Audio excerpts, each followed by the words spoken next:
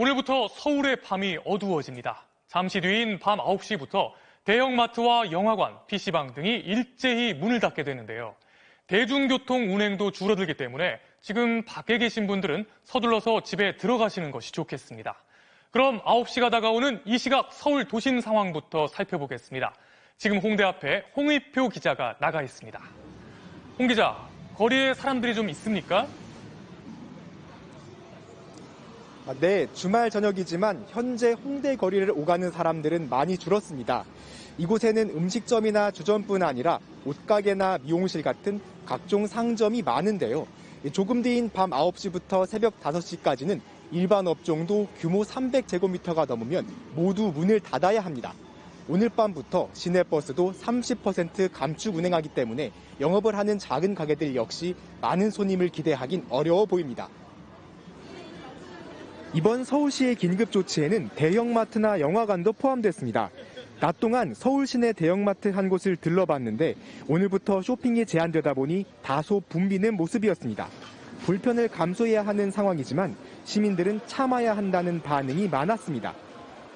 식료품 위주로 보러 왔고 물이나 당장 필요한 거 있잖아요. 다 같이 노력해서 빨리 없어지면 좋은 거니까 좋게 생각하고 있습니다. 영화관도 역시 한산했습니다. 직접 예매를 시도해보니 밤 9시 넘어서 끝나는 시간대는 아예 예매가 불가능했습니다. 극장업계에 따르면 저녁 7시 이후 영화 관람이 전체의 30% 정도라서 이번 조치로 큰 타격이 불가피해 보입니다.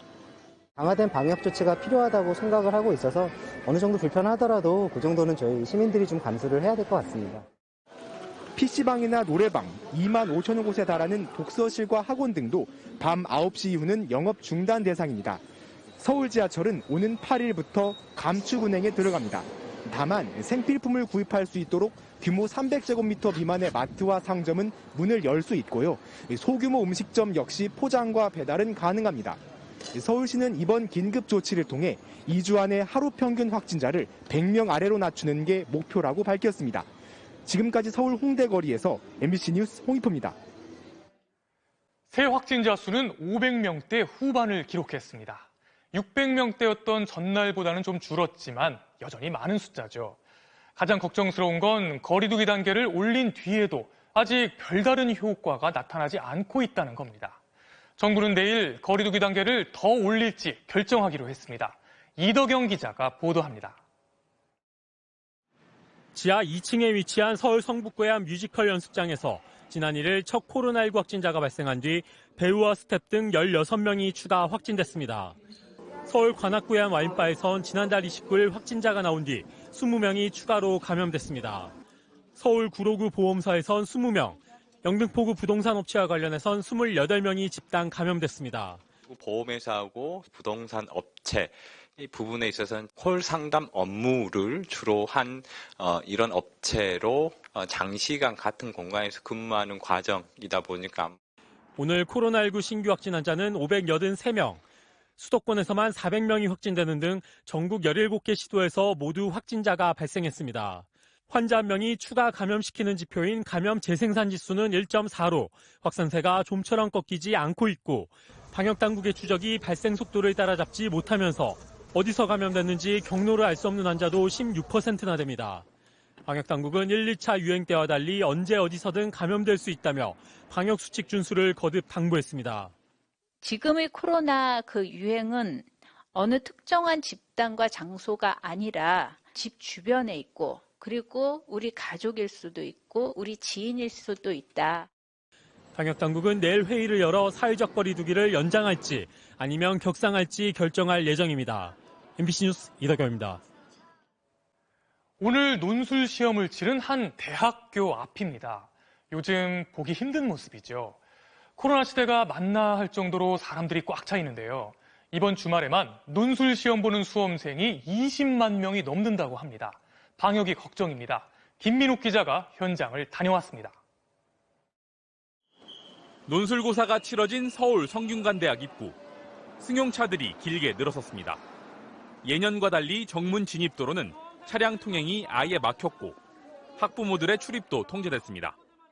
입장 가능하십니다. 수험생분들만 입장 가능하십니다. 하지만 고사장으로 들어가는 자녀의 뒷모습에서 눈을 떼지 못하는 간절함은 그대로였습니다. 이따가 여기서 만나. 논술고사가 끝나자 수험생들이 한꺼번에 쏟아져 나옵니다. 문과, 이과 논술 시험이 오늘 하루에 다 진행된 서울 건국대에는 2만 명이 응시했습니다. 뛰어앉기를 해가지고 그래도 조금 마음이 편했던 것 같아요. 시험 치는 데는 지장이 없었던 것 같은데 좀 약간 마스크에 습기 차는 거라든지. 수능과 달리 대학별 논술은 확진되면 응시할 방법이 없기 때문에 수험생들의 걱정이 그 어느 때보다 큽니다.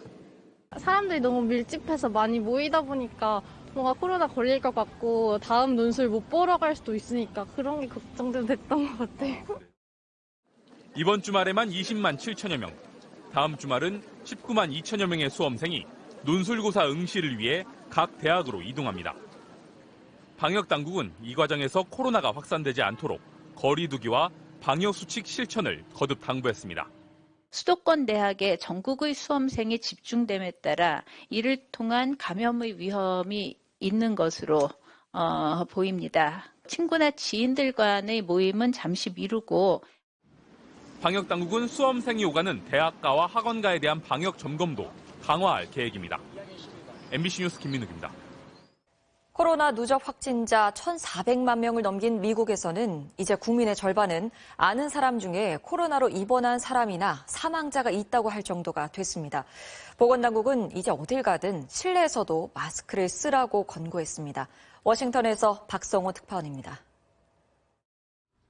세상에 나온 지 20일 된 이 아기는 엄마 품에 안길 일이 영영 없습니다. 임신 8개월 때 코로나 양성 판정을 받은 33살 에리카 바사라는 끝내 아기를 만나지 못한 채 어제 가족들 앞에서 눈을 감았습니다. We prayed for her. We talked to her. We comforted her till the last moments. 이런 가슴 저미는 사연을 미국에선 한 달이 건너면 누구나 알 법한 지경이 돼가고 있습니다. 한 조사에서는 성인의 54%가 아는 사람 중에 코로나 입원 환자나 사망자가 있다고 했습니다.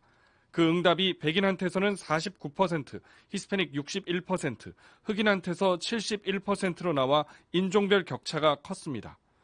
이번 달부터 백신 접종이 시작돼도 앞으로 4개월간 26만 명이 추가로 숨진다는 더 암울한 예측 결과도 나왔습니다. And while we are all excited about the vaccine, the reality is the model says the vaccine probably by April 1st will only save about 10,000 or to 11,000 deaths. 오히려 사람을 살리는 건 마스크여서 넉 달간 보편적 착용을 시행하면 사망자를 6만 6천 명 줄이는 것으로 나타났습니다. 결국 미국 질병통제예방센터 CDC는 실내에서도 마스크를 쓰라는 지침을 냈는데 여행이나 사람 많은 곳에 다녀온 뒤엔 집에서도 쓰라고 권고했습니다. 이런 상황에서 바이든 당선인은 내년 1월 20일 대통령 취임식을 최대한 비대면으로 치를 뜻을 밝혔습니다.